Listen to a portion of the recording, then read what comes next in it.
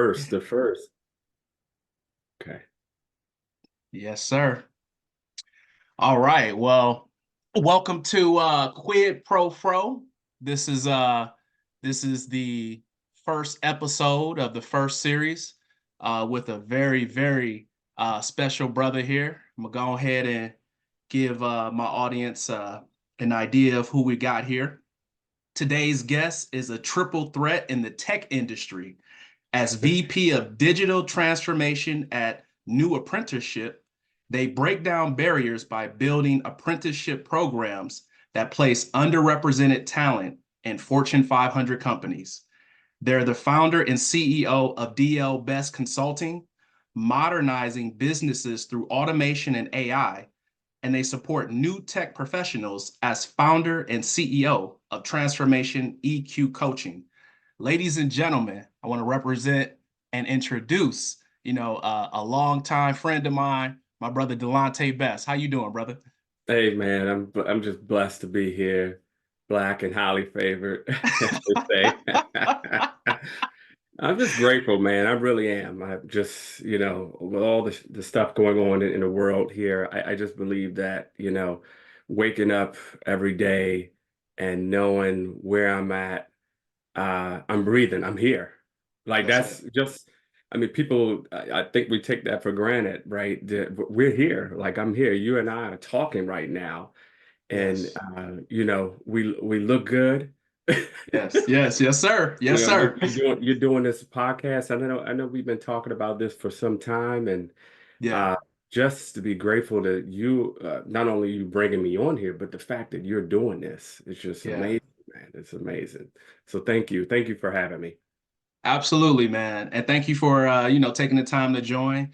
This is something that has been in the works for a couple years. I wanted to get it going a couple years ago, but Right. I wanted to, just make sure to do a little bit of homework to see what was hot on the market, what was trending, and just get my ducks in a row and have an official platform such that when I release this content, I can clean it up and make sure to put it out the right way.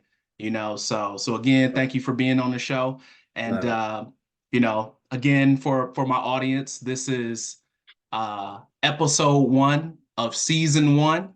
And today's topic is uh first making a first trip to Africa. And in Mm, particular, what we're going to talk about is my brother Delante's trip to Ghana.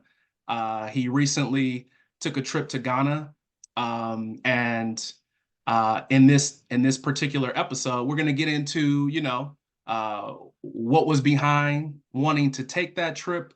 What were some of the highlights of that trip? What were some of the things that were learned, things that could have been done better on possibly a second trip, and just to break down whether my brother would advise other black men and women to get out of their comfort zone in Western Europe and go back to their fatherland, their motherland, and become more familiar with that. So, right. without further ado, I'm gonna break down some questions, brother, and we're gonna chop it Right. up. We got a little bit of time. So All right. Let's do it. Let's go. Love so it. the first question is just a simple one. Why Ghana? Mm, yeah. Well, listen, I tell you, just why Africa? I mean, why Right. Africa? And, we think of it as, I mean, that's just one country of many within that big, vast, beautiful continent. Yes. And let's just take for a second there. That's a continent with multiple countries, different cultures, and we can go into the barriers and how they sliced it up in Yeah. such a way that now it is multiple countries. But if in totality, this is just amazing amount of Black people all in one area. Let's just take that Yeah. and pause for a second and think about that. Um, and now get to your actual question of Africa or Ghana specifically. Well, um, there's a couple of reasons. I mean, eh, first of all, let me just say, I I'm in my 40s now. And so I think it's the fact that I'm just now getting to Africa to me is a bit of an embarrassment, actually. So let me just start there. Okay. Okay. Keep it Okay. real with us, baby. Yeah, I'm gonna just say it's an embarrassment that I've been all over the world, at least in Europe. I've been to Asia, and I haven't been to Africa. And the rapper Simba, I don't know if people know this, your audience and know this. He also recently just went to Africa within the last 5 years. Yeah. And I listened to an interview he had. I think he was with uh, I can't remember which interview it was, but it was an interview. He was talking about his experience. Yeah. Before he went, he said that a white man came up to him and said that you're black and you've never been to Africa. Oh boy. About to open up And a can of worms. you know, he right. So I'm like, okay, well, wow, someone just boldly said that to you. A white man like said that to him, who is a famous or a relatively famous. He's a celebrity, right? So that's wow. And I thought about that. I said, ah, someone could say that to me too, Yep. in their own right. Fighting aside, right? But Yeah. I would say, wow, that's the same thing with me. I'm Yeah. black. And I've never been to Africa. I could say I've been to Europe, I've been to Germany, I've been to France, I've been to Switzerland, I've been to Japan. But I'm black and I've never been to Africa. I'm Right. African, even if you call me African American, however you all want to put that. Yeah. I've never been to Africa. So that hit me hard. And Yeah. even though it was a comment to someone else, it was the same. It resonated with me. It was like that could hit me the same way. So Simba ended up going to Africa too, and so did I. But I've had cousins who actually, and I've told you about this, who've actually lived in Africa. I have one cousin who is a part of the UN, and she basically got her stuff based on her job, but just on her own willingness, and camped out and lived in Kenya for Yeah. several years, and she still does. She goes back and forth between there and Switzerland, and she'd been telling me for years. I mean, it got close to 20 years now. She's been telling me, you Yeah. all got to come to Africa. And so the other thing on that point too is that when she was telling me, and I know it was 20 years ago, but even then, even up to 5 years ago, even maybe I would say, I was still conditioned, Antoine. Yeah. Still Yeah. conditioned. I was still conditioned. Oh, Africa. Now we got to go to Europe. Right. We got to see the Eiffel Tower. We got to see the cathedrals in Italy. Now, by all means, those are all beautiful, Yeah. right? But it's antiquated. It's old, right? Those are Right. old, and that's what kind of brings the beauty of places in Europe. But uh, there are amazing things that we're not even talking about that's going on in Africa. And let's just Right. face it, that's the Yep. oldest continent on planet Earth here. Yes, indeed. So their artifacts are surpass in terms of time, even those things that happen in Europe, Oh right? yeah. So just going back to the conditioning, and I want to say this to our audience. Look, yes, I went to Ghana, but I myself was conditioned to say no, no, no, no, no. We're not. Remember, it's like I told you, I'm in my 40s, so I'm growing up in the 80s and 90s. Remember seeing those pictures and those images, or even those kind of infomercials, those British infomercials showing Ethiopians with popped out bellies and all the Yeah. flies around him. Like, no, no, no, no, no, no. I don't want to. I Right. never want to go there. That's a disgusting place. Why would I ever step foot there? Right? Right. You probably seen these Oh things yeah. too. And Yep. next thing you know, I'm from the Washington D.C. area. Even though I can go down to Southeast D.C. and it can be the conditions are just as bad there Yep. in Yeah. And you Southeast. already know where I'm from. I'm from Right. Detroit, so we got some challenges like that We too. got So some challenges. But here I am, all haughty in my westernized kind of conditioning. Oh, I would never go there with all those poor people. No, Right. right. And not to even think I'm a Black American saying this. I mean, it's in my mind, Yeah. even if I didn't say it out loud. I didn't say it to my cousin when she was introducing and telling us to go. I didn't say that. I just said it in my mind, nah, I got other places I need to go to first, right Right. before I go to Africa. It was just it just was it just I couldn't fathom stepping foot on that air that continent. Hmm. So once I broke that conditioning down, it has taken some time, Yeah. and everybody's going to have their time, but I'm hoping we can expedite that time. We're in a period now where things have opened up. Now Ghana has done the thing which was has been amazing, which is sort of the reawakening in 2019. And I had missed this period, but in Hmm. 2019, the welcoming back. So it was a Hmm. 400-year anniversary of Yeah. the slave trade, Yep. unfortunately. So Yep. they are opening up basically their borders for more folks to come through, and they're sort of spearheading that and publicizing it and making it a cool and an amazing thing to do for all human beings, not just blacks, but specifically they want those black folks to come back, right? And Hmm. I felt that. Yeah. So I have another cousin and again, these women, they're just bold right now.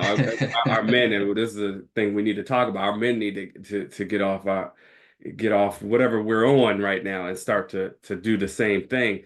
That's Um, it.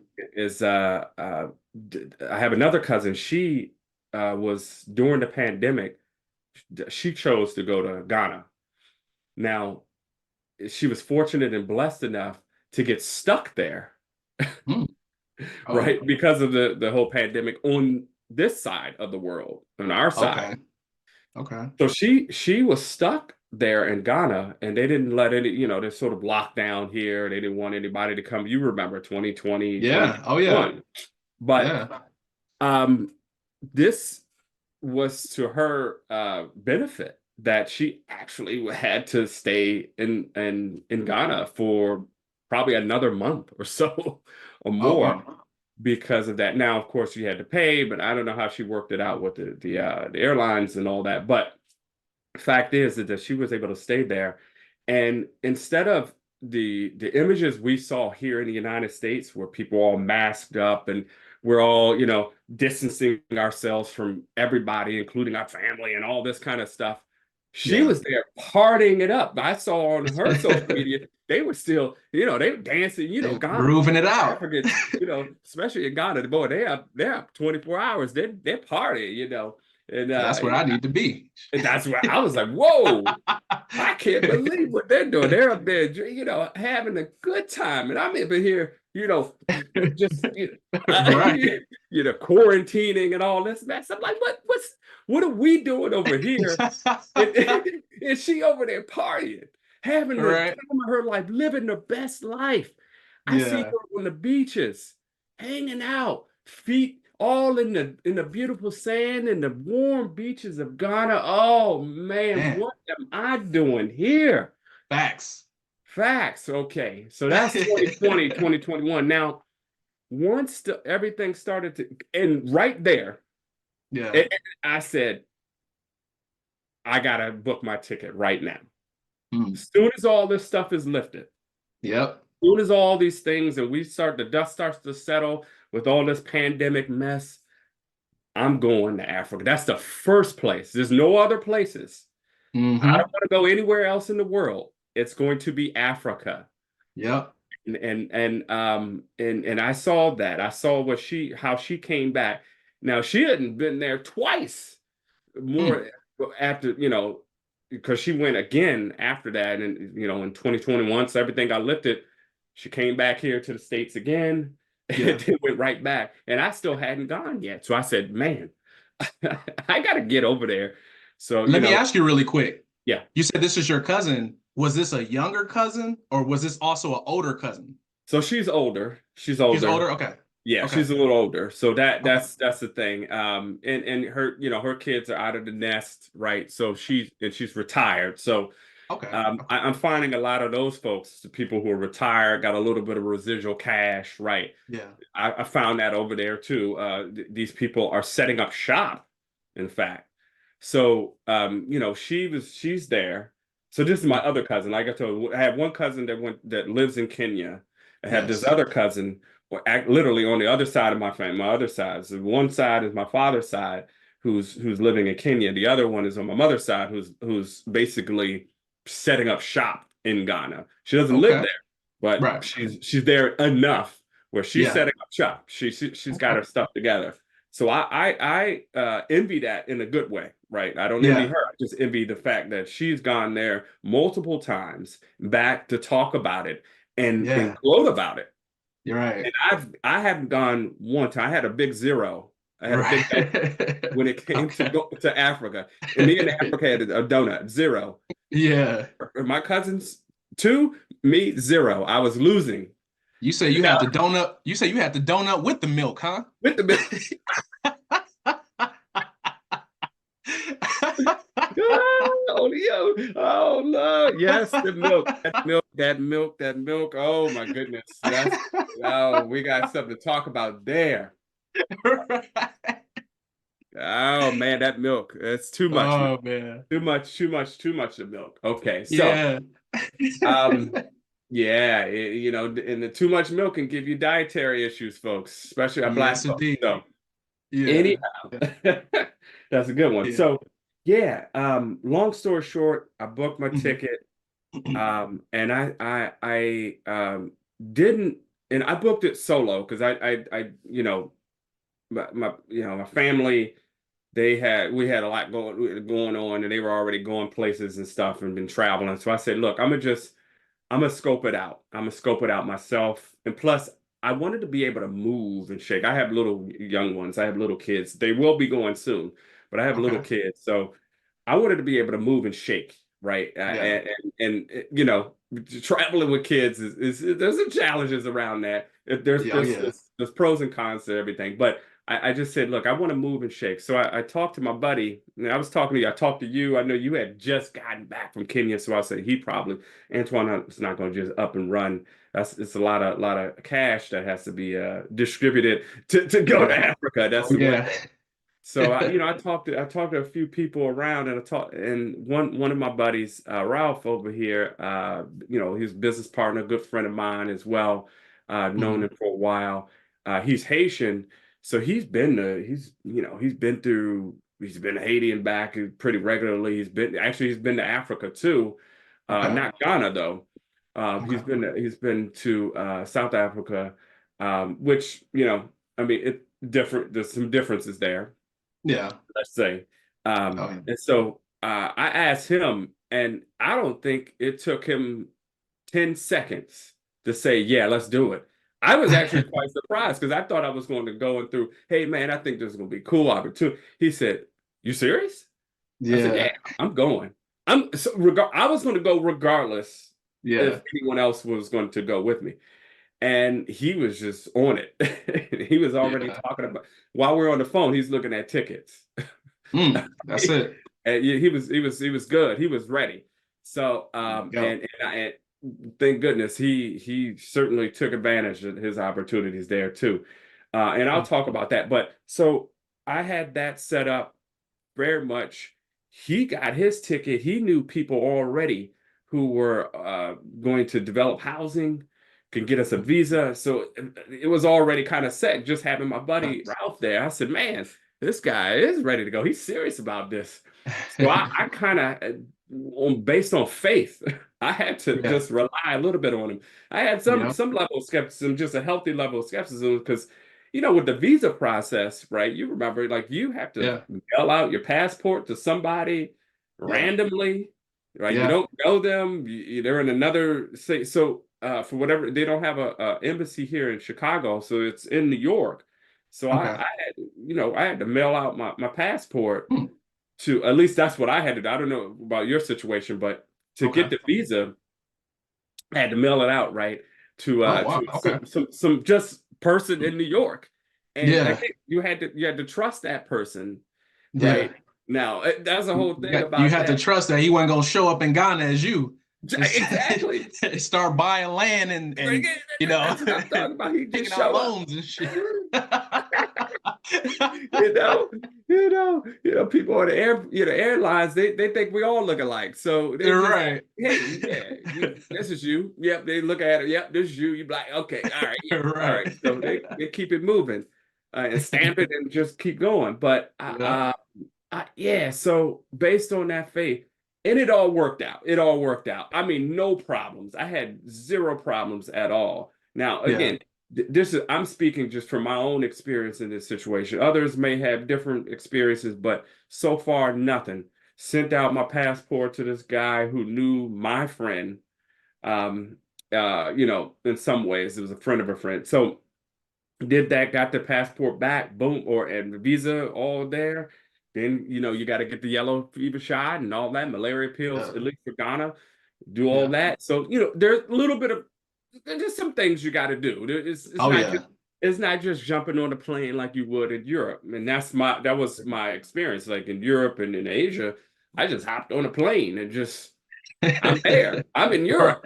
There wasn't any of Right. this like getting yellow fever pills and all this stuff. So there's a little bit of a learning curve, but for the most part, man, I think it was just it was great to be able to at least figure that out, get that experience. Now I'm here. I can talk to people about it. It's simple. It's not as difficult as they try to make it. Right. Oh, you got to go and pay for this or that. And no, it's not all that difficult, man. It really isn't. There are some hurdles, but those things they're low hurdles. They're Right. Right. very low hurdles. We can get through it within a week and get all that stuff done. Yep. And that's the only thing I would say. So for people when people do ask me, and I do get calls about it, that people want for the first time ever want to go to one of the African countries, and I Yeah. said, well, I have experience with Ghana. This is how you can do it, and Yeah. it's pretty simple. Yeah, man. I appreciate you breaking that down because several things that you said was directly in line with my experience. Okay. When you were saying that during the lockdown, you were saying, your cousin was on social media living it up, enjoying while we were here in America. I was here too at the time, here in San Diego. I was here, mask on, blanket on, I'm social distancing from, from my whole neighborhood. Right. And there was a few things that I guess there was a bit of an awakening. One of the awakenings for me was what you said. I saw that Ghana was, had the 400-year return for brothers and sisters within the diaspora. I saw that, Hmm. and that a light bulb went off for me. And I Mm. said, you know what? I want to get to the continent as well. I wasn't sure how. I wasn't sure how I was going to come up with the funds to do it. But I made that decision and said, I got to do that because if we're living in a time where there's a possibility that this whole pandemic situation could jeopardize my health and I might not wake up tomorrow. Thank God I woke up the next day. But if there's one thing that I better do before I leave this earth, I better touch the continent of my fathers and my mother's, the motherland and the fatherland. I told myself I better do that. I gave myself a command. And then after that, I began looking on YouTube and I see so many brothers and sisters that were making it a full-time job traveling the continent, especially sub-Saharan Africa. And there were two brothers in particular. One brother has a channel on YouTube. His YouTube channel is Go Black to Africa. And this brother has said that he's retired Air Force. I've watched his channel a lot, and this brother traveled around 33 African countries, Mm.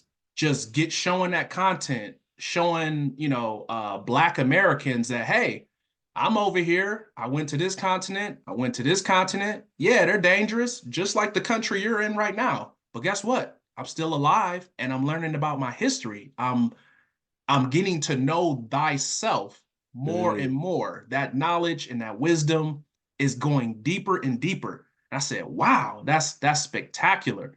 Um, but then another thing that hit me during the pandemic was the fact that the Honorable Elijah Muhammad, man, I'm a Christian brother, but I take my hat off to my Muslim brothers and sisters who are just loving people and what have you, and that are some great friends of mine. But I was watching um, this brother, and what he was saying was, he said, take a step back and look at where the pandemic is happening and notice that the pandemic is not happening in those locations that are along the equator. Mm. And he made that point, and I said, huh, I did a little homework, I did a little research, and he was right. Just like you're saying, a lot of the countries in Africa are close to the equator. A lot of sun A lot of is sun. hitting, a lot of Mm. vitamin D. That's right. And while we're here, our immune systems aren't ready for that. Let's just say that that virus that was spreading and really doing some damage around the world. It was the sub-Saharan African countries and other countries along that equator. They were doing just fine. And what the Honorable Elijah, you know, uh, the Honorable Minister Lewis. Louis Farrakhan, Mhm. what he was saying was, spend more time at the beach, spend more time in the sun, That's right. and your immune system will be just fine. And I listened to exactly what that brother said. I spent more time at the beach. I soaked that sun up here in San Mhm. Diego. Thank God, there's a lot Yeah, of you got it. sunshine. Right. So I made sure that myself and my lady, I made sure that we went to the beach for anywhere between 4 and 7 hours, about 35 times in 2020, about 35 times or more in 2021. Same thing in 2022, and now that's a regular occurrence. And I noticed that we were getting sick lesser.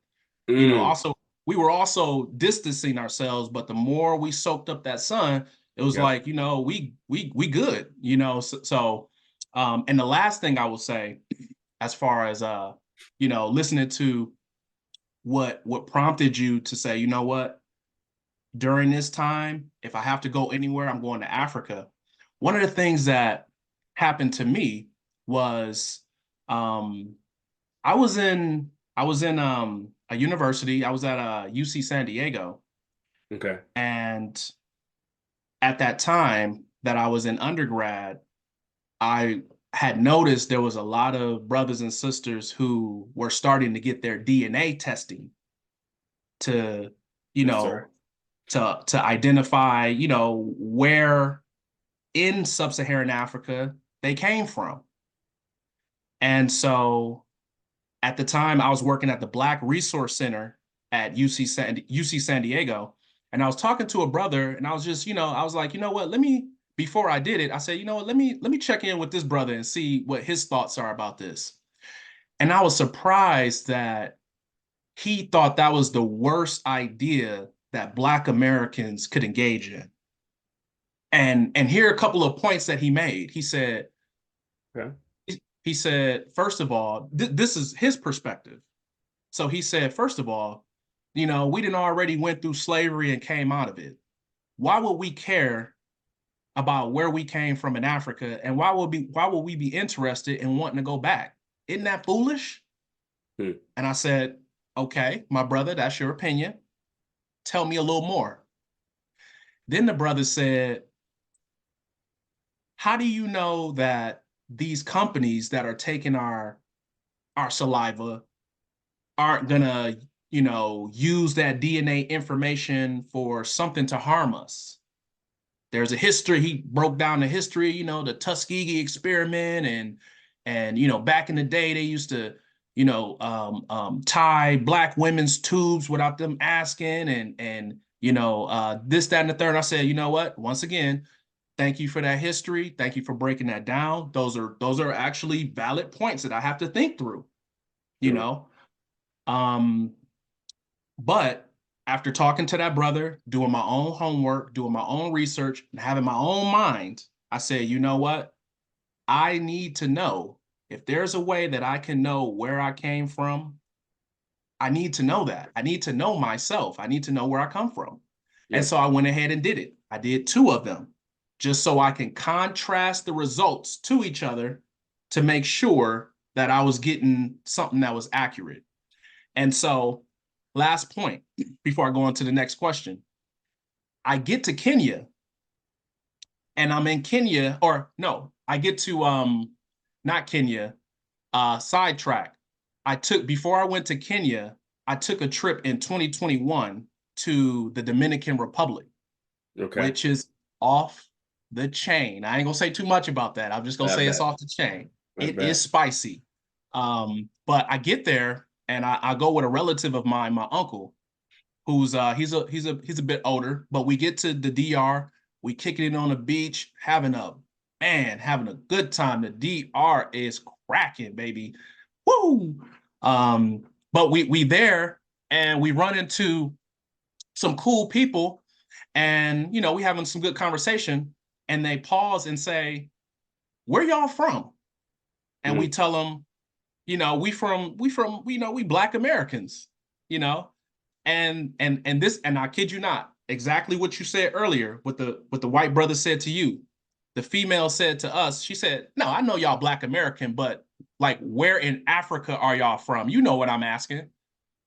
And my uncle, like, kind of just looked like he's just like he didn't do that. He didn't do the DNA testing at the time. And so I saw the look on his face. He didn't know that I did the DNA testing. He didn't know that. Wow. Wow. So Wow. then, so then when she asked that question, I said, "Oh, I'm from Nigeria. My I did my DNA testing, and my ancestors are from Nigeria." And she's, "Oh, yeah, yeah." We started talking about Nigeria and the different tribes. And the whole time, my relative, who I love, is standing next to me. He didn't know that I did that, and he was shocked. He's seen a ghost.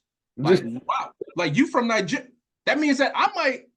he's from And Nigeria. then putting two and two together, and I was like, and that's why I did it. That's why I did it. It is priceless to know who we are, because if we don't know who we are, like, it's you don't know where you're going.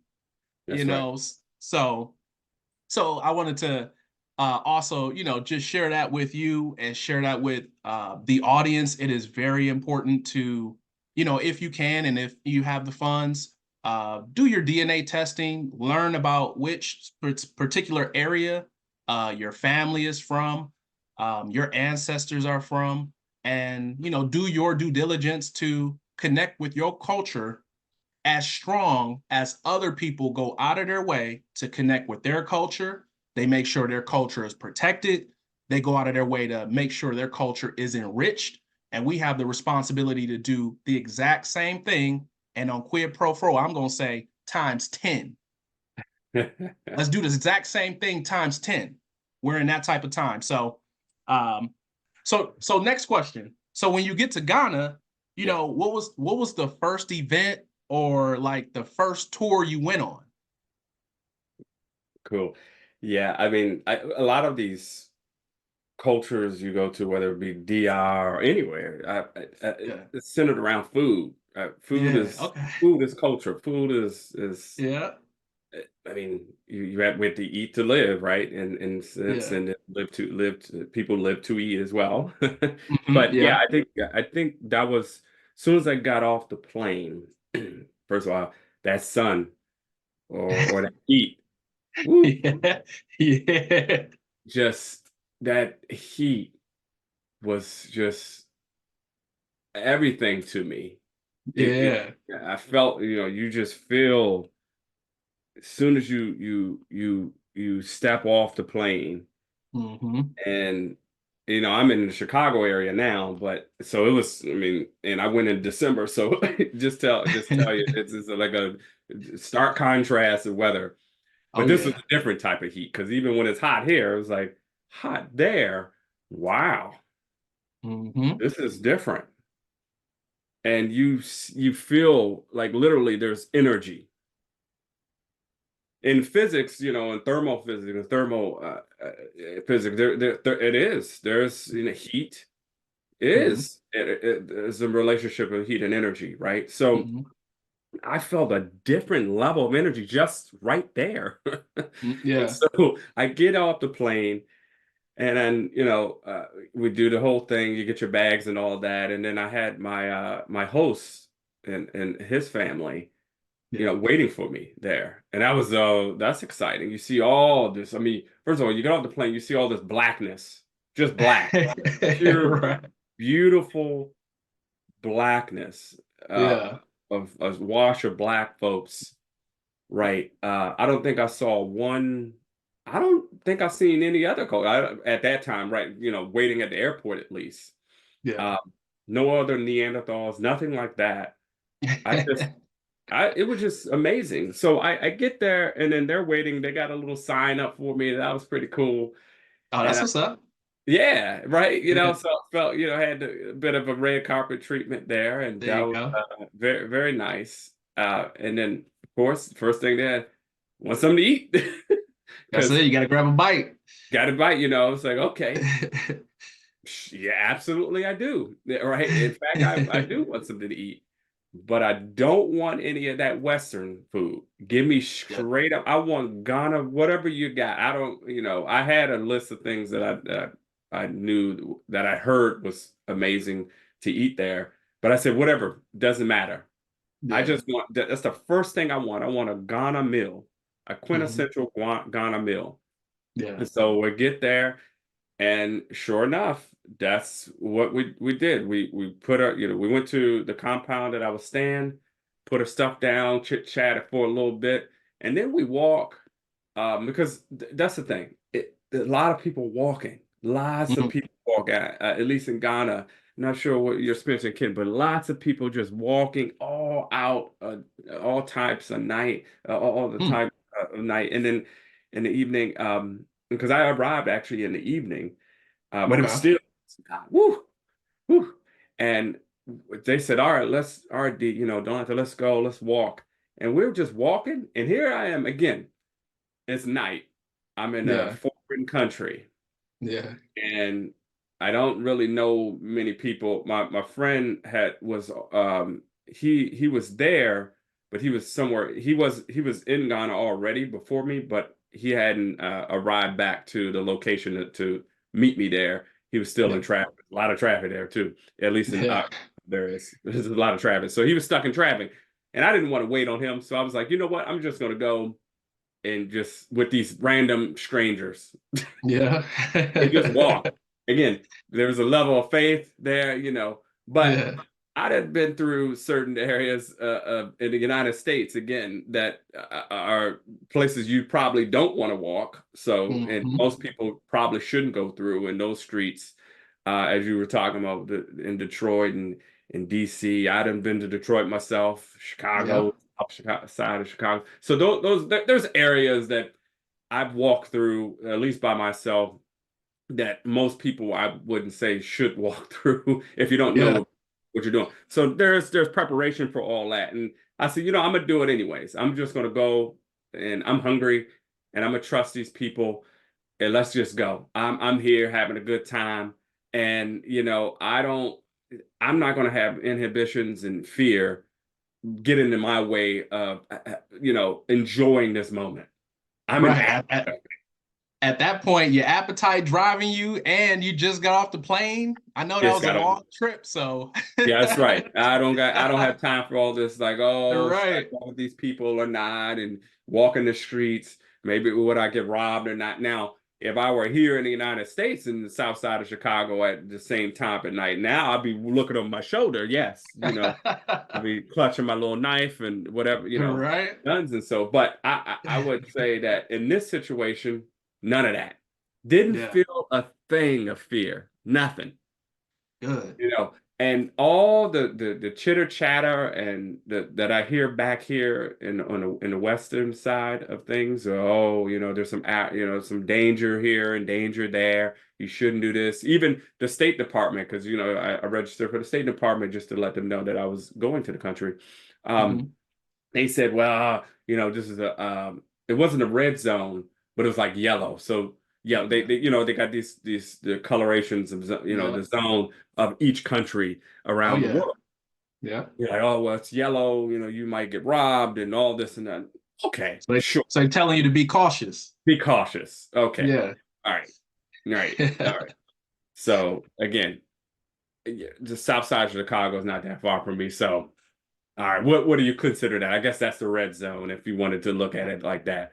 Okay. Yeah. So yellow zone, cool. But I tell you, Antoine, again, didn't feel a thing. We walked probably about well, at least it felt like 20 minutes. It might have been shorter, but you know how when it's your first time, it feels like it's longer.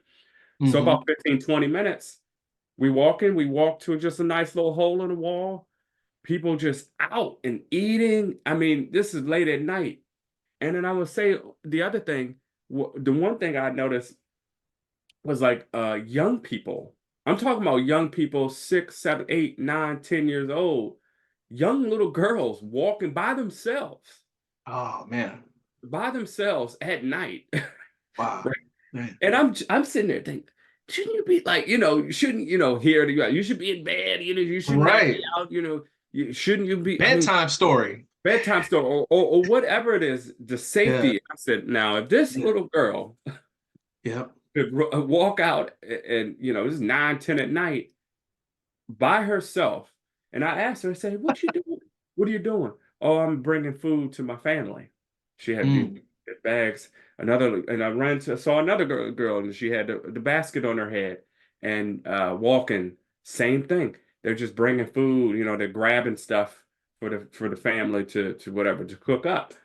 And they didn't look like they were frightened at all. No fear at all. They didn't have no fear of me coming up to her and asking. Right. I'm random. I'm like a random dude. And they just struck up a conversation. It was fine. And Yeah. so I said, look, okay. So I asked the host, the guy that I was with, I said, hey, there's no security issues, no problem, nothing like that. Oh man. No, you can walk out at night all the time. Now, do they have petty crime? Of course. I'm not saying that it's Yeah. perfect. Of course, there's petty crime everywhere, especially where poverty is going to be. There's Yeah. going, there's going to be some crime, something. Yep. But overall, the culture there's a loyalty, there's a trust there in Ghana that I can say I felt very clearly there. I never felt like I was in danger.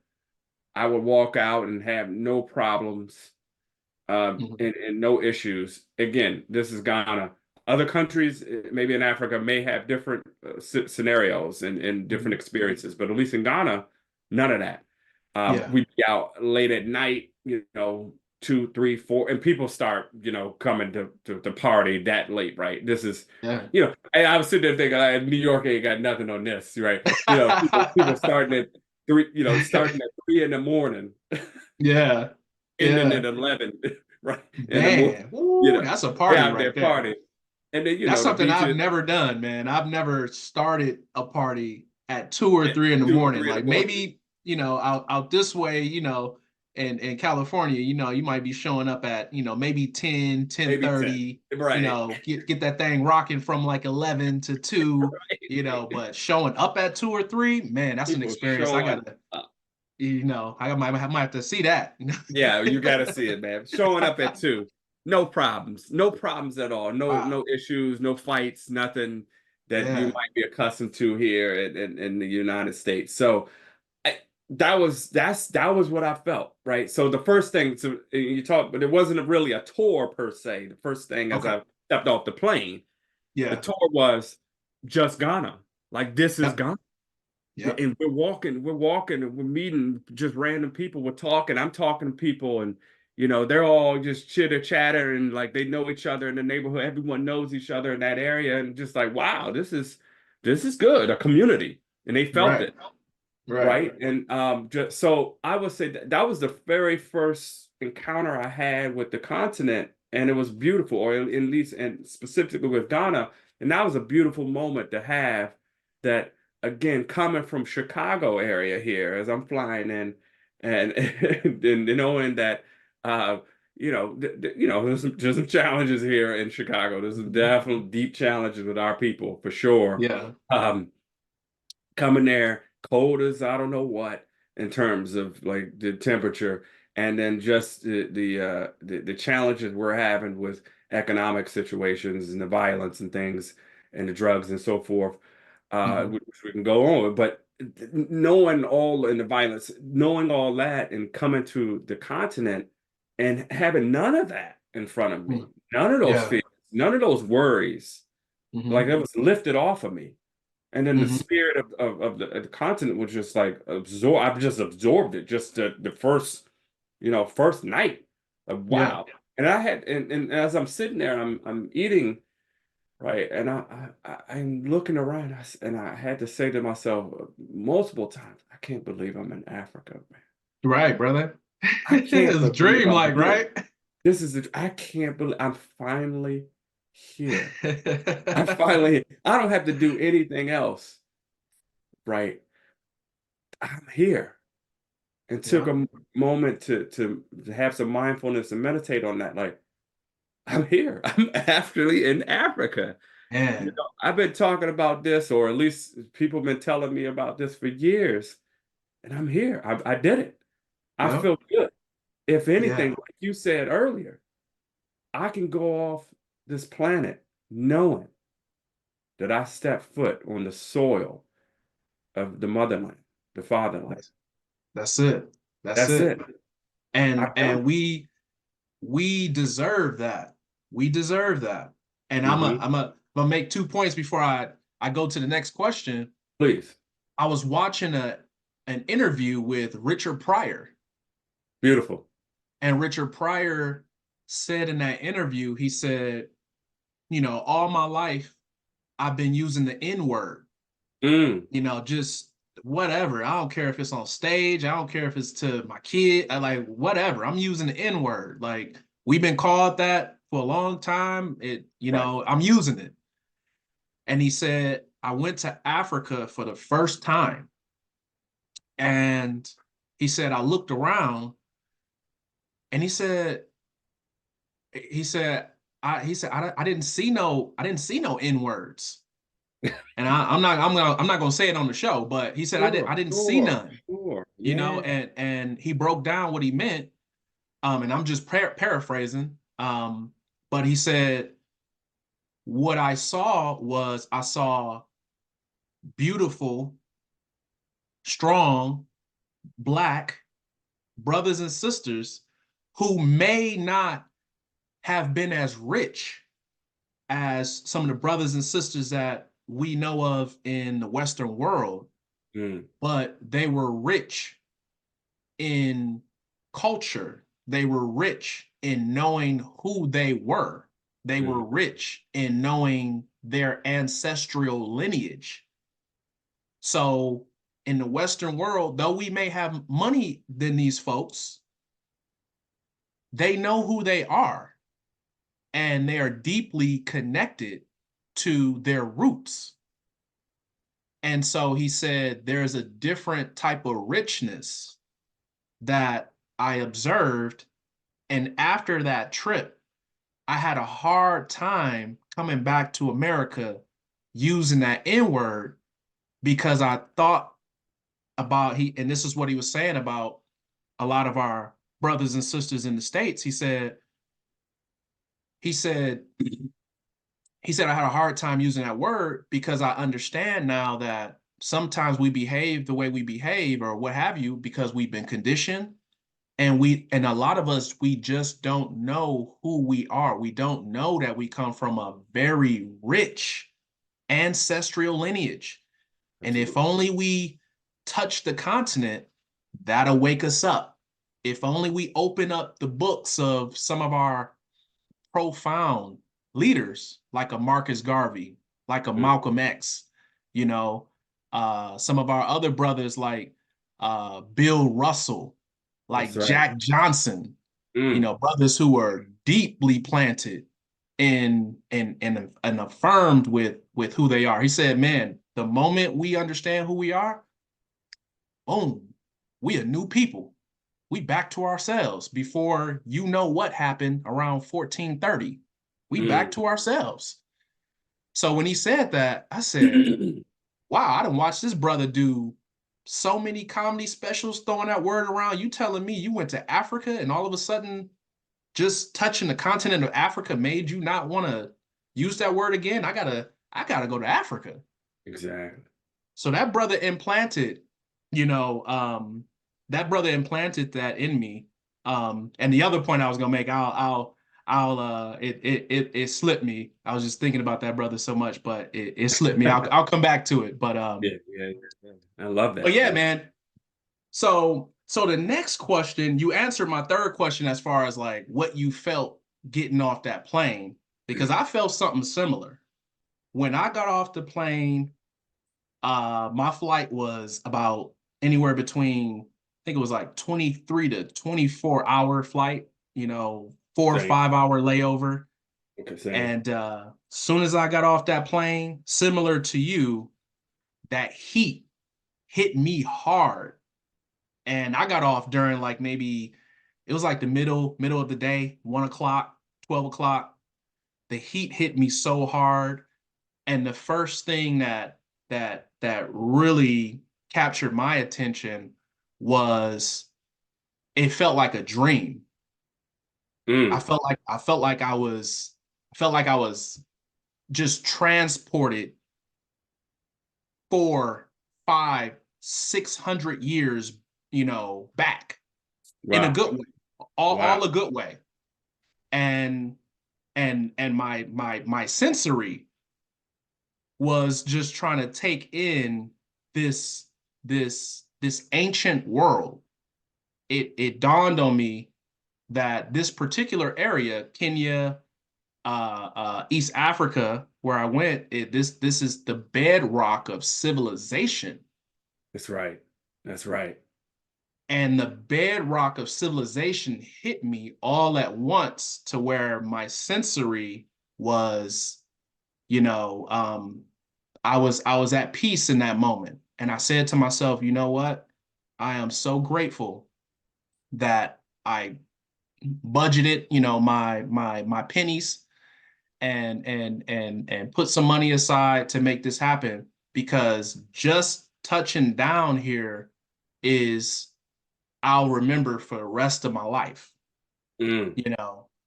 So that is crucial. And for, those that some of my audience that'll see this and folks that have not been to sub-Saharan Africa or Africa in general, you hear what we're both saying. My brother is telling you his experience once he got off the plane in Ghana. I'm telling Mhm. you what my experience was when I got off the Mm. plane Mm. in Nairobi, Kenya, and it was dreamlike. So thank you for sharing that, and I hope audience benefits from that first experience. Getting off that plane is just memorable. Yes, Now let me sir. ask you this: so how were you received? I know you talked about it a little bit about the little girl who was out on the street late, and you were able to just kind of, it's like, what is this little girl in America? You supposed to be in bed. You supposed to had your food. Parents might be reading you a bedtime story. It's time to turn off social media and get some rest. Get ready for school tomorrow morning or something. Like in general, like how were the local Ghanaians, treating you, interacting with you, and what have you? Yeah, I mean, my experience, again, and I've heard different things, but for the most part, generally, most people feel good about how they were treated. Yeah. And I'll just speak to just my understanding in how I felt when I arrived, and throughout the whole time I was there was no problems Hmm. whatsoever. People welcomed me. was happy that Yeah. I was there. Yeah. It was happy I was here. Now, your cynical side can say, well, that's because you're an American, you have money. Right. Yeah, I'm sure that's there. That's That's a part there. of it. That's part of it. That Right. let's not act like that's not a case. But Right. I, I think just the fact that somebody wants appreciates uh, their culture, Mhm. which is my culture, really. Yep. So Hmm. let me not speak in those terms, like our culture, that culture. I'm saying Ghanaian culture, but uh, and want to take the time and Hmm. their money, my money, to visit this place, Hmm. right? Yeah. Now, so that was they were open arms. And again, I probably had a little bit more of a red carpet treatment there. Okay. I had I mean, I had someone arrive, waiting for me while I arrived. I had someone, who had a separate person who was cooking and cleaning. So Oh, that nice. was all there. But it was all open to, hey, I Yeah. want to do this for you. Shit, that sounds like the gold carpet treatment. Yeah, it had the whole thing, man. Had a driver, it was That's what's up. amazing. And I want to say this to people here in the United States who are hesitant of going to a place like Africa, especially people with kids. Let me speak to you all.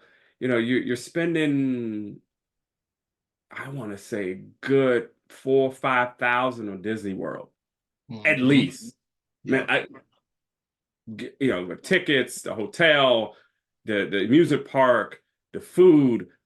You're upwards of 4 5K. Now you might Shit. get some discounts here or there. Now, if we're on the financial side of things, Yeah.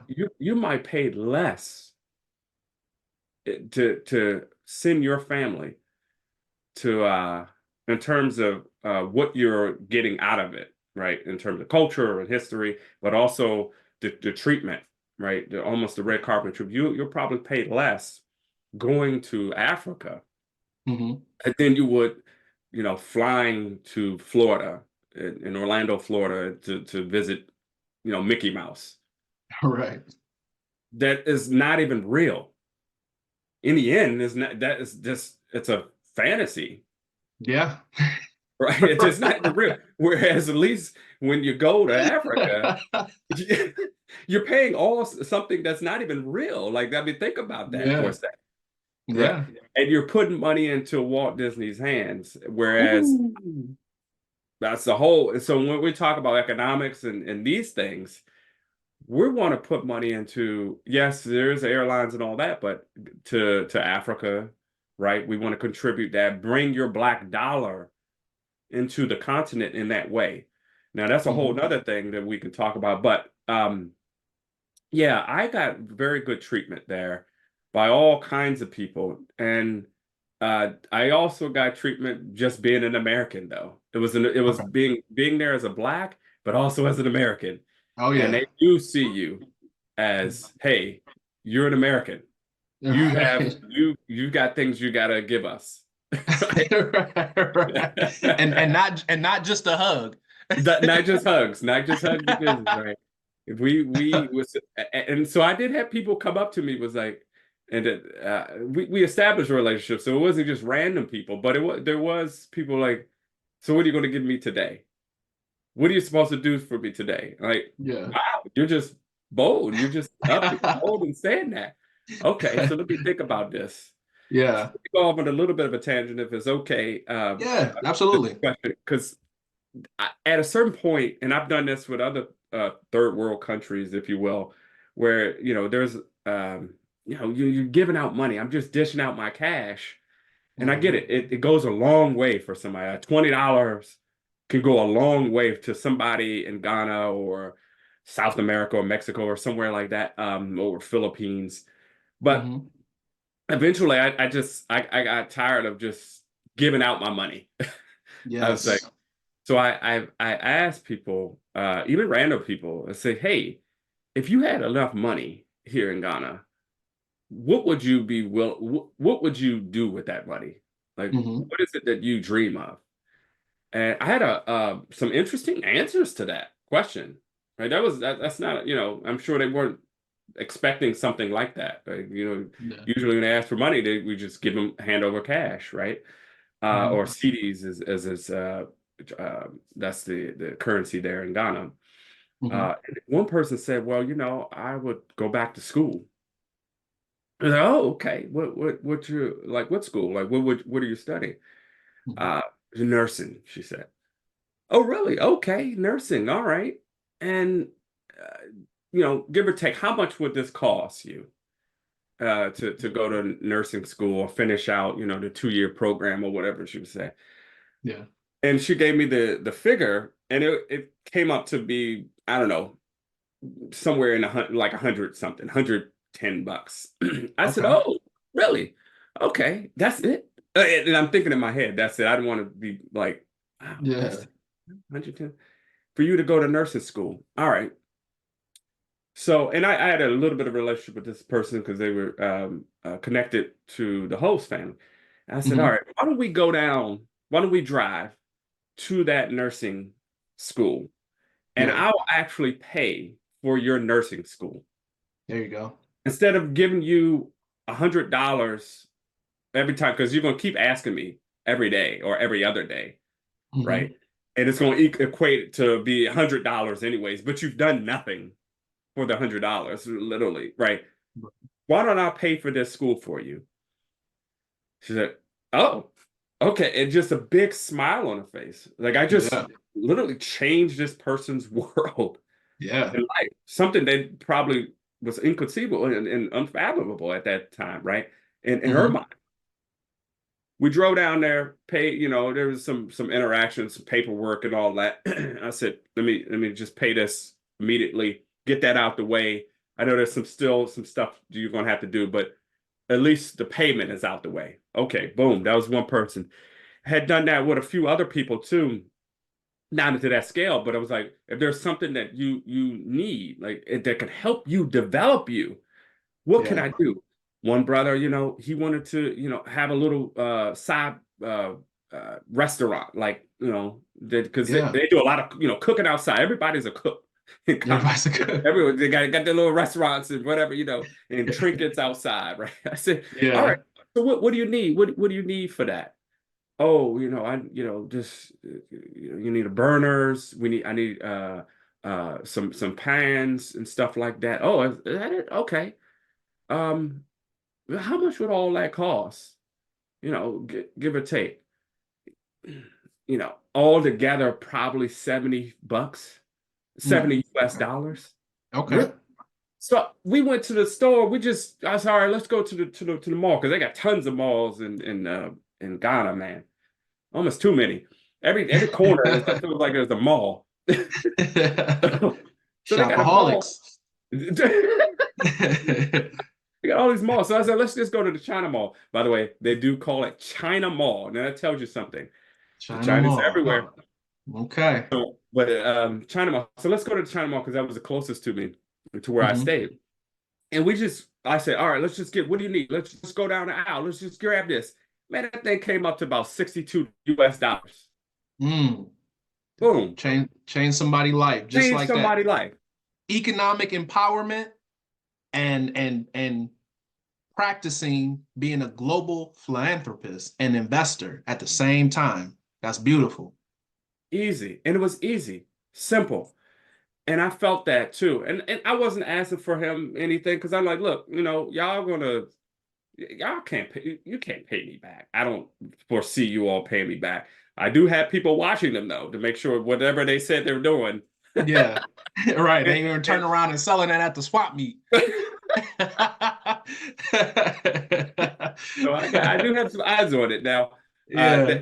They probably are going to hit me for that because if somebody from Ghana does see this interview, they are big. They're big on loyalty. They're big on Yeah. loyalty and trust. So for me to say that, and I'm being honest here, I do have eyes on those people who I Okay. had set up for business and set up for success, and it just it makes me feel better. Not that I Yeah. distrust these people because Ghanaians are trusting people, they're loyal people, but it makes me feel better to know that that investment is going to actually change your life for the long term. Okay.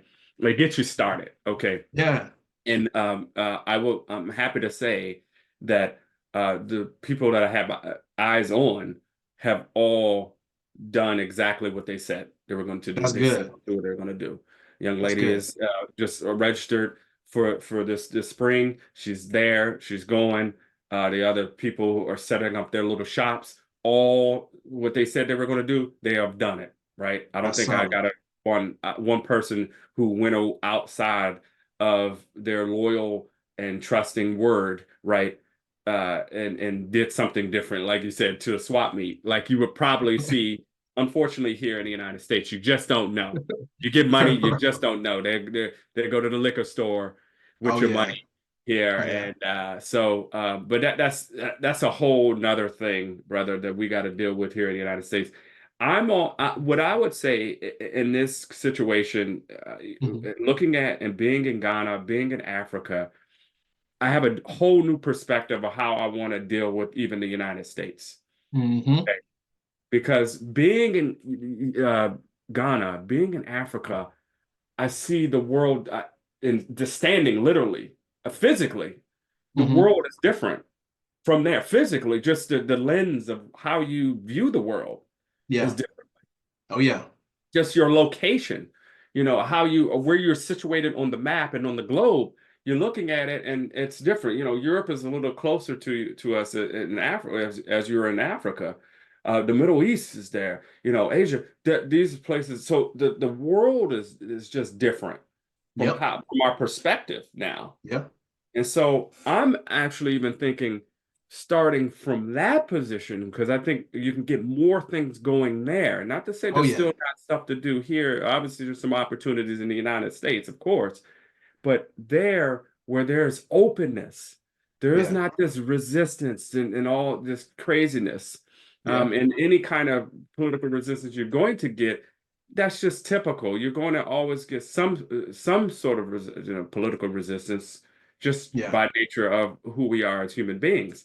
But for Yep. the most part, there's openness. And so starting from there and coming outwardly from there, and Hmm. then informing my mentality and my passion to maybe help our brothers and sisters out here in the West because we need Yeah. it. We need it. Wow. And because not would I love to do what Garvey was saying and have us go all back? Of Yeah. course, yeah, I would love that. But the reality is, a lot of us just not going to go back uh, Right. anytime soon. Yeah. Anytime soon. In my lifetime, I won't see a whole migration, as Garvey talking about, back to Africa. But Yeah. we can get a good contingency of leadership like you and I, brother, Absolutely. who will be going there, Yep. investing there, and Yep. bringing that knowledge and that excitement and the fervent of what we built even in our own continent and can bring that back to areas that we are located here in the West where we dominate, right? The Detroits of the world, the Yep. Atlanta, Georgias, the Washington, D.C.s of the world. We can still bring some of that back Oh and yeah. have that bridge, that connection Hmm. between the motherland. If you're going to stay here, okay, Right. if you're going to be here, bring that bridge a little bit Yep. more so where they can walk and it feel more seamless. I know we all are trying to go to Mars and space and all that. That's great, and I love it. I have no problem with that. I have no Right. problem Same here. with the but we still our people we need spaceships that can go just to Africa. Like Yep. we're going up, outside of our atmosphere, beautiful, and I think that hey, humanity, that's all good. Nothing against that. We're going to need that, Yeah. but our people, we Yeah. need the connection. We need a little a figurative spacecraft built Yep. in a bridge just to our own continent because that's the thing. That's uncharted territory for us. Okay. And honestly, just on that point, it I would love and I hope this happens during our lifetime. Me too.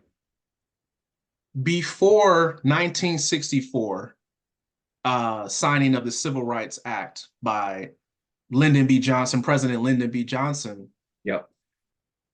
our community, the Black American community, had more of an independent economic identity in America, where we had our own bus lines. That's right. We had our own train lines, cargo lines. It may not have been as various as some of the other communities, but we had a few to support independent Black business. And just reflecting on some of the things Garvey said, how would that apply in our day and age? And Mm-hmm. I agree with you. At this point, I don't know how wise it would be for all of our people to get up and go to Africa. I don't know how wise that would be, but I do know that we can be an economic, and we need to be an economic powerhouse Mm-hmm. in the Western world, and we need to be an economic powerhouse on the continent of our fathers and our mothers. Right. We're in an age where we shouldn't choose either one or the other. We're in an age where we're going to dominate in both worlds because we have the technology, we have the information, we have the data. One of the things we need is the unity. We need the organization. We need the structure. We have a lot of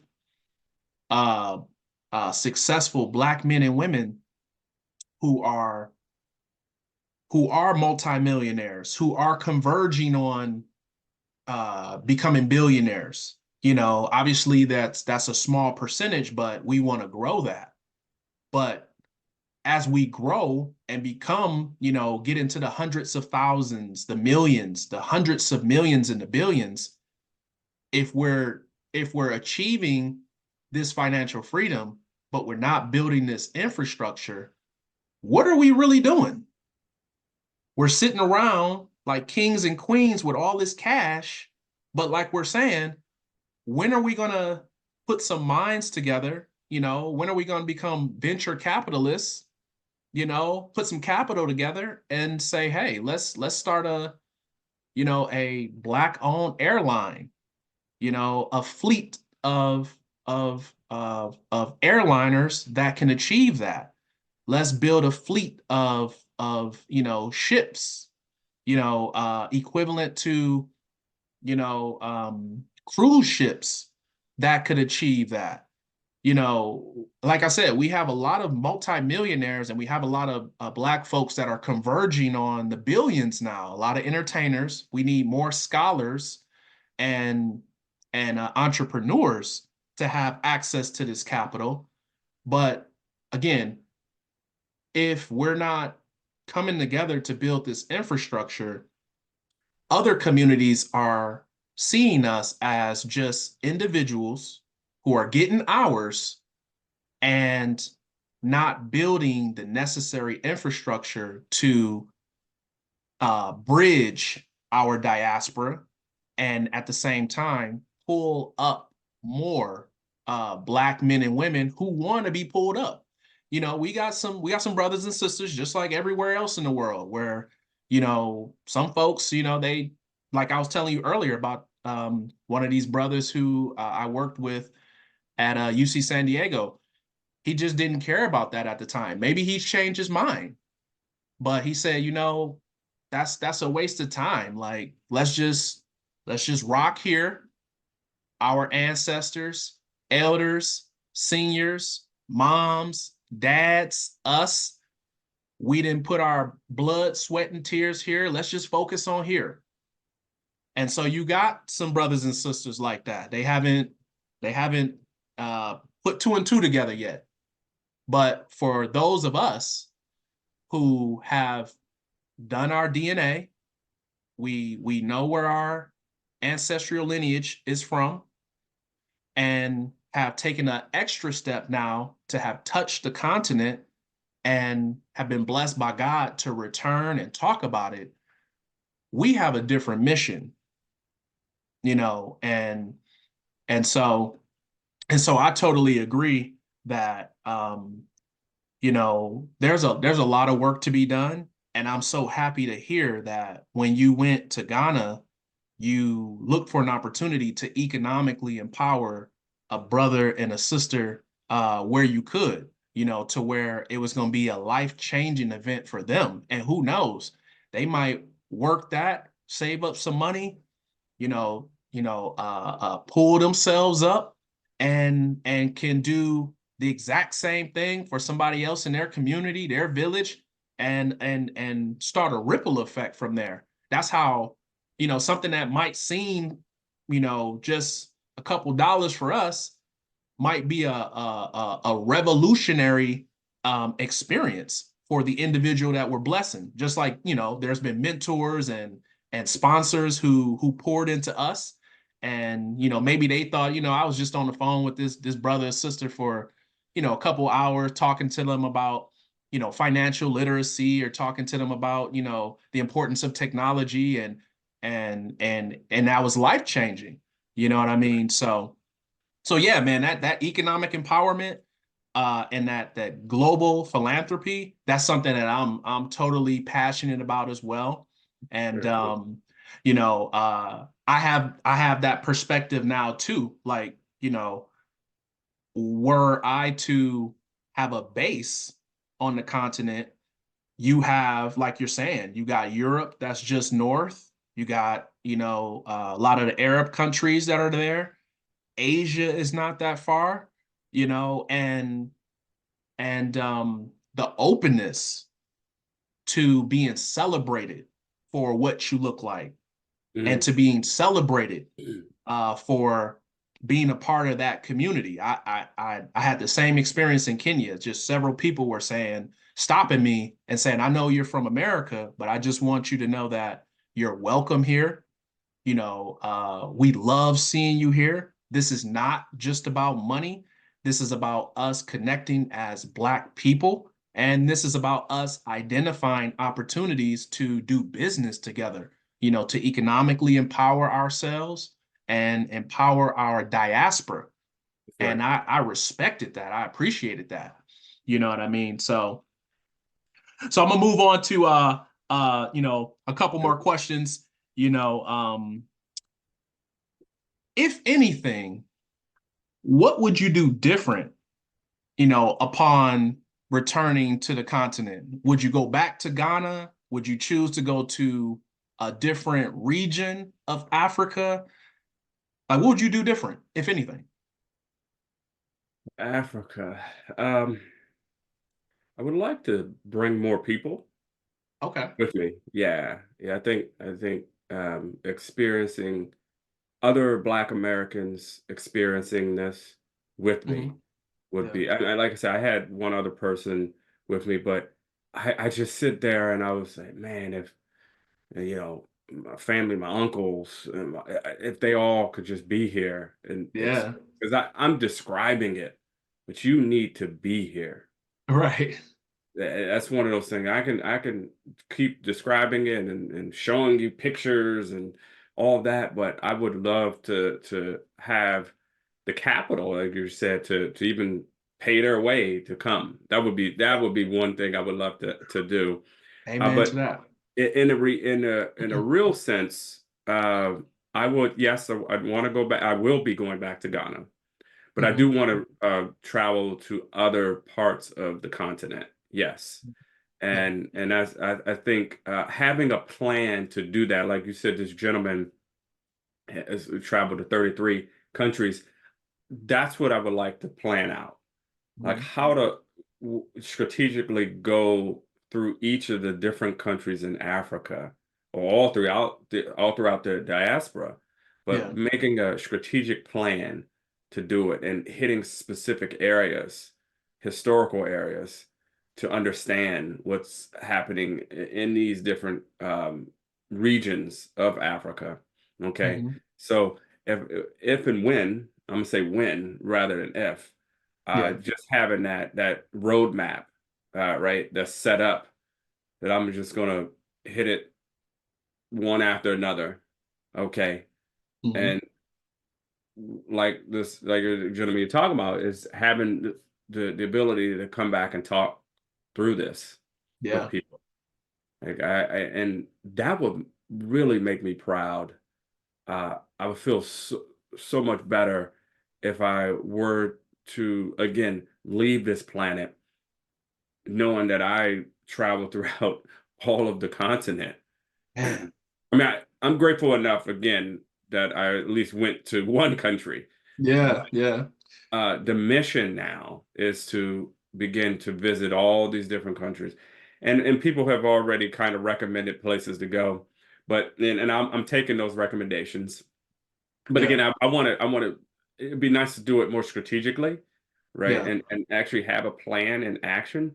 I mean, Hmm. I don't mind spontaneity. I love it. I think spinning the globe and just like cover my eyes and hitting that. That's good too. I've done that. But in this case, because I have something very specific in mind that I want for the continent and how I feel about it now and what it means to me now, I want to be intentional about it, right? Hmm. About Yeah. how I visit the continent, and so that's Yeah. that's what I would like to do coming up here in these next few years.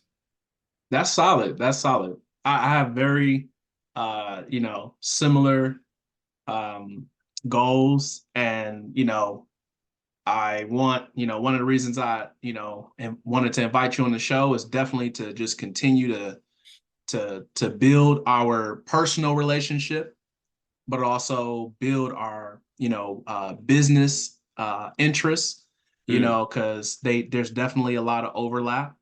Um, I would love to grow Quid Pro Fro and Just Meditate TV on the yes. continent.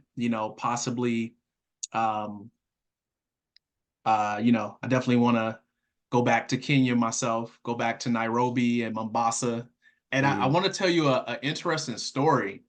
Um, Something we talked about earlier in terms of like during the pandemic, I printed out after I saw some of these brothers on YouTube, like the brother who has the YouTube channel Go Black to Africa, and then there's Right. another brother who I didn't mention earlier. His name's O'Shea Duke Jackson. So my Oh yeah. audience, please go check out their YouTube channels because during the pandemic, I was watching these guys. These guys were posting a lot of content.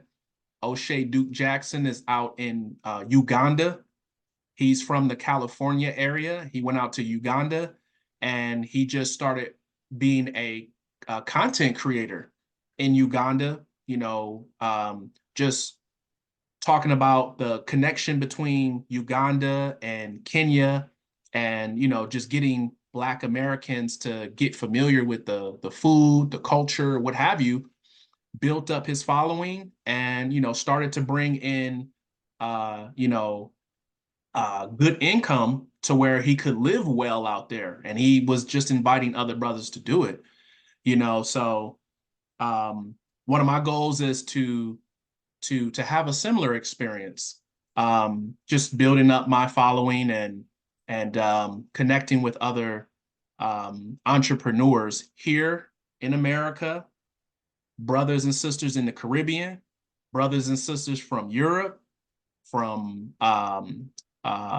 Asia, as well as on the continent. I want to include, the whole diaspora, those who would like to work together. But getting back to my point, during the pandemic, I saw this photo. I went online and I didn't know where I wanted to go in Africa.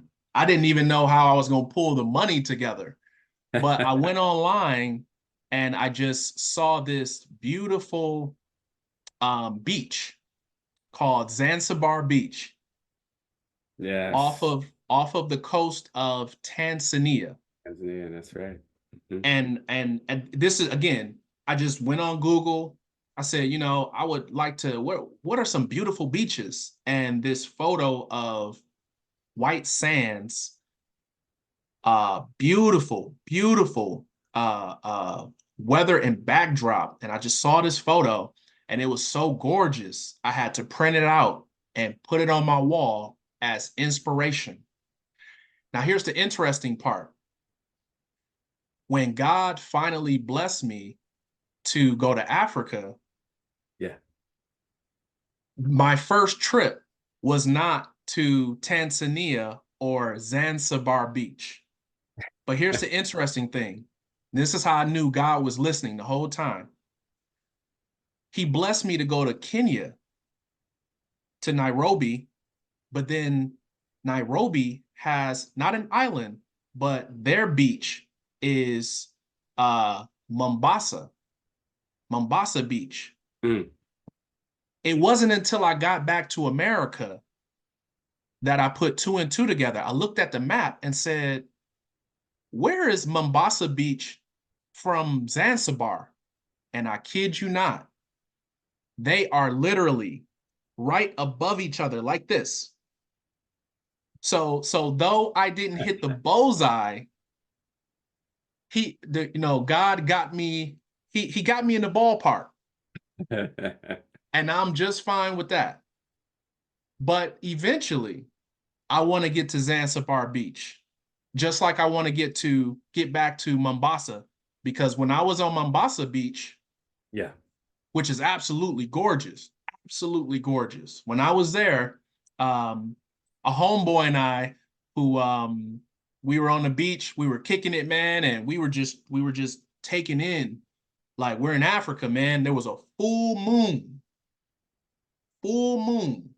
white sands. You can shallow waters, turquoise. You can walk into the beach probably for a mile before the water comes up to your chest. So we're just chilling, and there's a brother who comes up, and one of the local brothers who walk back and forth from Kenya to Tanzania, just trying to sell trinkets, sell a little jewelry here and there or what have you. And so the brother came up while we were talking, having a little sip, and just like, man, like, we're here, bro. Like, we're here. This is, man, how can I explain this? A picture can't explain this. A video can't explain this, but I said, we're here. And this brother comes up and he says, brother, I don't want to beg you brothers for anything, but I could use a little help. I could use a little support. And immediately I was just like, man, don't worry, man. Here's I gave him like $10. $10 there is a week's worth of work. Mm. So the brother was just like, oh my God, I thought you were gonna give me $1 or $2, but wow, $10, wow. And so he's like, man, take something, man. Take a chain, take some jewelry, take something. I was like, hey man, I was telling him at the time, in my mind, I was thinking, I just want to give you that out of love, brother. Like, keep what you have and sell that so you can make more money. You don't have to give it to me. It's cool. And he was like, I want to do fair business with you. And I'm asking you to please pick something to support my business. And I said, and my partner, he also, my homeboy, he also kind of broke it down to me too. Because I was just like, man, I just want to, give you a couple dollars, man. No worries. But he wanted me to support his business. And I said, you know what? This brother's an entrepreneur. He don't just want to hand out. He's an entrepreneur. So I said, okay, brother, let me get this necklace you have, which was, the necklace was made of ivory, and it was a nice necklace with a lion pendant on it. And so the whole time I was kind of like, I just picked it. I wasn't sure what I was going to do with it. I was just going to like kind of put it on, maybe the dresser or whatever. And when I got back to the States, got back to California, I was actually able to clean it up, wash it, clean it up, and what have you. And I was able to give that to one of my relatives who was really happy. You know what I mean? So so I too, going forward, when I go back to the continent, I want to be more conscious about uh, helping to invest in brothers and sisters businesses, being a partner where I can, and and to grow this economic opportunities on both sides. You know what I mean? So yeah, brother. I love that. Um, yeah, man. It's a blessing, man. And I know we got a few minutes left, but I know we're coming up on time. Um, is there anything that you would suggest to not just the audience of Quid Pro Fro, but is there anything that you would suggest to our brothers and sisters about uh traveling to Africa, traveling throughout the diaspora, just any last words of wisdom? Well, that's a big one. Dewey, I, I try to do this on all my trips, but I was especially serious about this one, which is brush up on the history.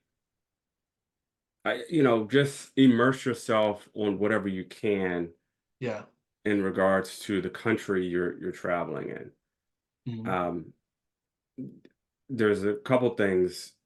You said the DNA test. I also took the DNA test um, Hmm. as well, and I'd done that knowing I wanted to go to Africa Hmm.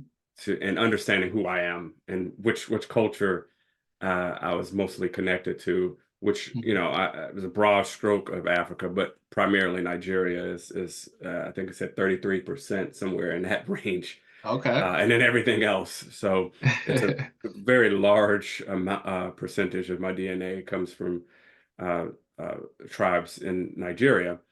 But so that's in that there is already just historical work, right? Without Hmm. even having to read anything, Yeah. right? That just that connection. But Hmm. having other things that you can do to immerse yourself prior to arriving, so you can provide the appreciation even more so. Now, it's great to land there, even if you didn't have anything. It is, I mean, I would ask for people to just go anyways, regardless if they didn't have anything. Yeah. But because you asked the question, I said, yeah, yes, read up a little bit on the history of Ghana or wherever, whatever country you're going to, right? Hmm. And in Kenya, understand that they had wars, they had, real serious bloody wars against the Yeah. British, Yeah. and understand what the British have done very Hmm. much in these countries. The British, all the Western European countries, British weren't the only one, but they were the most dominant. Yeah. They were the most dominant, and they were there present in Ghana too. It is a Hmm. British colony, but Yep. know that Yeah. history, and, or Hmm. at least have some sense of it. You may not know it like a PhD student, and I'm not asking for that, but having Yeah. that sense, understanding, like in Ghana's case, for example, they had a revolution. They had, you know, uh, Kwame Nkrumah, for example. Yeah. Yeah. Understand that, like understand that was there one time where this man was there positioning himself to unify Africa as we're talking about. Yep. Right? Understand where Marcus Garvey's connection with Ghana, for example, or all the continent. Yep. Understand that. For me personally, I took up and dust off the books of W.E.B. Du Bois again, Yep. because I know that he went there and died there in Africa. He went there Yep. as an old man Hmm. in his 90s. God bless him. And him and his Yeah. wife, and um he died there, and his home is there. His grave Hmm. is there. Yeah. And I spent time there. And while they were giving me a tour, I knew some of the tour guides who were very passionate about this, Oh about yeah. their You gotta be. history, about W.B. Du Bois. We established a relationship so much that I could go there And I did. I um, worked in Dr. Du Bois's library every day because Amen. I established a relationship with them, and they understood that I appreciated Ghana history and this bridge between W.E.B. Du Bois and or Black Americans with Ghana. And so I dusted off those books that I worked through in college years ago at HBCU, and really understood that uh, try to even put myself in that position. Like, what was W.B. Du Bois doing? Why would he go there in his old age? Hmm. Yeah. Right? Yeah. And then you understand that there's a relationship between Kwame Nkrumah and W. Du Bois. That Kwame invited W. All right, Yeah. there Hmm. because they had a mission. They Yeah. had a grand mission. Hmm. Now, things, I mean, there's a larger history to that that people should understand, and I want to continue that larger history, Yeah. right? So not being going there with a blank slate and completely ignorant about what's going on in those countries, I would definitely recommend people do their webcast, their podcasts, their webinars, there are all kinds of things that you can sort of immerse. If you're not a big reader, and that's fine, listen to some of the podcasts. I start to take up probably about two or three different podcasts that Ghanaians are doing, Yeah. and to teach me about just the local stuff of what's going on now in Ghana, and Yeah. just listening to them. And there's, I took up three of them, but there's really one that I really listen to still today on a regular basis, just to keep myself immersed in that culture and understand how to navigate. So those are some other things that I would certainly recommend. And everything else, you can get online, right, where all the top 10 things to do in the country. Yeah. Yeah. But one thing I don't notice on those top 10 lists that you can Google and say, is this what I'm saying right here, which is immerse yourself as much as you can Yeah. prior to going, as much as Yep. you can, whatever you can do, whether it's reading books, whether it's listening to podcasts, listening to the Afro beats, get that in you. Yeah, definitely. Get the Afro beats. I mean, man, that Afro beats, boy. Get Yeah. that in you. Just listen Yeah. to, a few of the greatest artists in Yeah. Africa who are Hmm. doing this stuff, and put yourself in that situation. Get yourself prepped for it, right? You know, Yes. people. It's funny how and I'm saying don't go there just blank slate. That's one of the things. People prepare themselves for stuff, the most mundane things. Like, let's just say, for example, a football party. People prep themselves. They get the outfits, they get the jerseys, right? Right. Everything, right? And for a football game, Yeah. right? Yeah. Again, and, Face and not to painted. paint it, they get all, and they study up, they know all the statistics and the data and the how much this person has, receiving yards. They got gambling going on. There's an immersion for something that at the end of the day, yeah, I mean, there's some temporary gratitude there and it feels good, but what does it mean in the end? Yeah. Right. To for that football game. And I love football and I love sports. So Oh, same here. I'm speaking from a person who does that, but also I'm saying do this. Hmm. The energy you put in, right, to all these and the entertainment and all the sporting and all those things, you could do the exact same thing, and you're going to get so much more out of your visit to the continent. Oh, and I appreciate it. I was able to connect with people that I probably wouldn't have been able to connect with if I just didn't know the history, because I could have a conversation with them about it, Yep. right? Yep. Oh I yeah. spoke their language in their, not the actual language, but the language of feeling and culture. We got it, right? Yep. Now on language, if you can do that, that's a whole nother thing. Yep. Now, I did learn a few phrases, and I try to do that too, because that's part of the history where you can. But in a good amount of these countries, especially like Ghana or Kenya, English is the Hmm. primary language, or is one of the primary languages, the dominant languages. outside of Yeah. their own national language and then their tribal languages. English is one of them. Of course, there's French speaking countries too, but if you can get some phrases that that they're going to speak in Ghana, there's Twi, in Kenya they have their own native language. If you can get a few of those, it Yeah. helps. It Yeah. helps. Get brush up on that Swahili. Swahili, just do it, right? Just Yep. just and take the time again. And you don't have to read about it. You can listen to a podcast or something, and they'll say it and do the rote learning and just kind of repeat those phrases over and over again. And then once you get there, you can say that, and they appreciate it. Those Oh yeah. people appreciate it. And so I love doing that. And that would be my quote unquote words of wisdom. Just immerse yourself as much as you can prior to going. Hmm. I think it'll be beneficial to everybody, including yourself. You'll Yeah. learn something that you probably would have never even learned just because, and use Mm. that as the impetus to actually read something about the people of the countries that you're visiting. I Yeah. think that's one of the things I would say that you probably won't see on this top 10 best things to do in whatever country Right. you Google. You're probably not going to see that because I've looked in everything like what are the top 10 things to do in Ghana, right? Or where should I do? And none of them say, look, just immerse yourself. Right. Really get yourself prepared, That's just like it. you would to this football game or basketball game, right? Right. Do the same thing. Put the same energy in.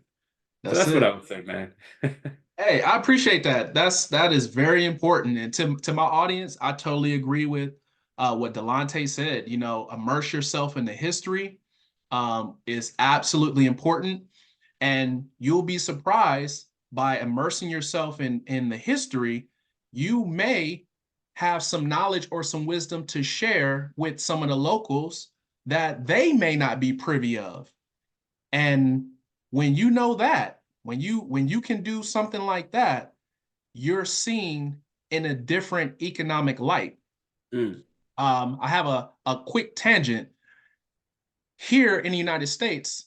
In the San Diego area, there's a big Somali community, and okay. sometimes I have bumped into a Somali friend or two that has told me that Black Americans should not waste too much time thinking about, the impacts of slavery and the history of slavery and stuff like that. Like, even though they weren't born in America, but came over, they're saying, look, there's a lot of business opportunities. A lot of Africans are coming here. Like, let's just move forward. Like, let's collaborate with, the different communities. And to some degree, I agree with them.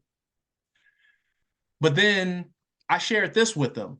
And just to highlight the point that I just made, I said, okay, so let's say I go to Somalia, possibly Mogadishu. And while I'm in Mogadishu, let's say I use the same mentality that you just told me. Let's say I go to Mogadishu and I see that there are Somali businesses, schools, malls, and things like that. But then at one point, Somalia was colonized by the Italians. Right.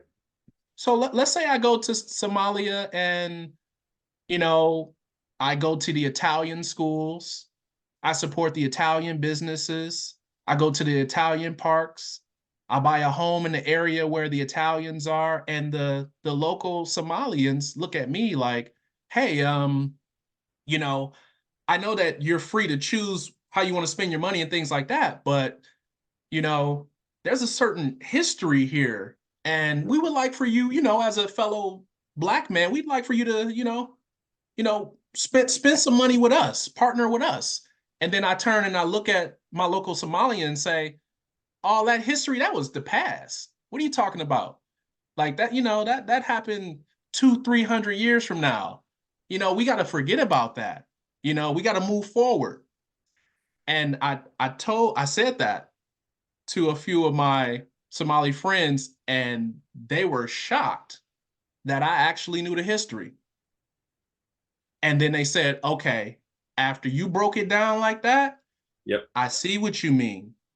I see why you have to be connected to historical analysis at all times. Doesn't mean you have to block anybody or shun anybody, but you must be connected to historical analysis. And and then from then on, there was a different level of respect when talking about Black American experiences in this country. It wasn't just something that folks can just push aside now because I knew their history. If you have that perspective here, I'm gonna have that perspective when I go to your country. And so they say, you know what? Let's mutually realize that historical analysis is important. So I wanted to just share that to uh, to agree with what you're saying about brushing up on the history and knowing the history to the best of your ability. Hmm. Also knowing, some of the languages. There's a bunch of apps like Duolingo, That's right. Babbel. There's a bunch of apps that you can just brush up. You don't have to be an expert, but it will take you a long way. And one Mm. last thing before we wrap the show up, one of the things I would suggest in addition to knowing the history, brushing up on the language, one of the things I would suggest is take a little time and do some homework and research on the power of the exchange rates for the countries that you're choosing to go to. That's right. Because you can go to one country and there's a certain economic leverage there, but then there are certain other countries that you can go to where the economic leverage might be 5 or 10 times that. And that makes a big difference when you're there spending your money, investing, wanting to go on tours, possibly at some point wanting to purchase land, buy Mm. homes, Hmm. build out a team of business partners or employees and staff. Doing homework on the difference in exchange rates is very important. And last but not least, also, if you can, if you got time, do some homework on what is this country known for importing Hmm. and what is this country known for exporting. That's something that we as Black Americans, when we go to the continent, yes, we're going to reconnect with our brothers and sisters, the culture, the food, the history, the amazing different tribal dancing and what have you. But let's also understand that it wasn't free to come back to the continent. We had to work, save money, and we're going over to invest. So That's right. since we're going over to invest, let's keep the investor hat on. Let's keep the businessman and woman hat on. Let's keep the entrepreneurial hat on and also understand what are the country that we're looking at, what are they good at exporting? What are they exporting to Europe? What are they exporting to America? What are they exporting to China? What are they exporting to South America? But then also turn around and say, what are they importing? And once you understand, some of those things, now you can consciously offer that country, different products, Hmm. from different parts of the world. And on another show, hopefully, you'll be kind enough to join us for another episode at another time. But that's something I want to do on this show. I want to look at, Ghana and take a look at what are their exports and imports, look at the data, break it down, and say, Yep. you know what, if we could put some products on the market now based on this analysis, what would it be? And how can Hmm. we ensure that we can buy low and sell for a reasonable profit, just like any business partner on the planet? That's right. And so I just want to leave with that point on this first uh, um, episode with my brother Delante. I want to leave with the point that yes, it's time to return to our fatherland, to our motherland. Let's make sure to return with our entrepreneurial hat on because ain't nothing free. Hmm.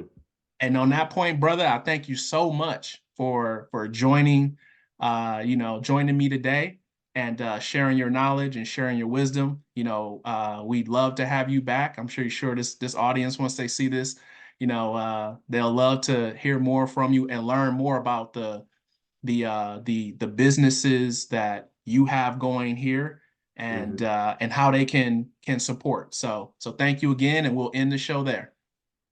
Thank you too. Thanks for having me. Absolutely. Absolutely. And I'm going to stop recording now.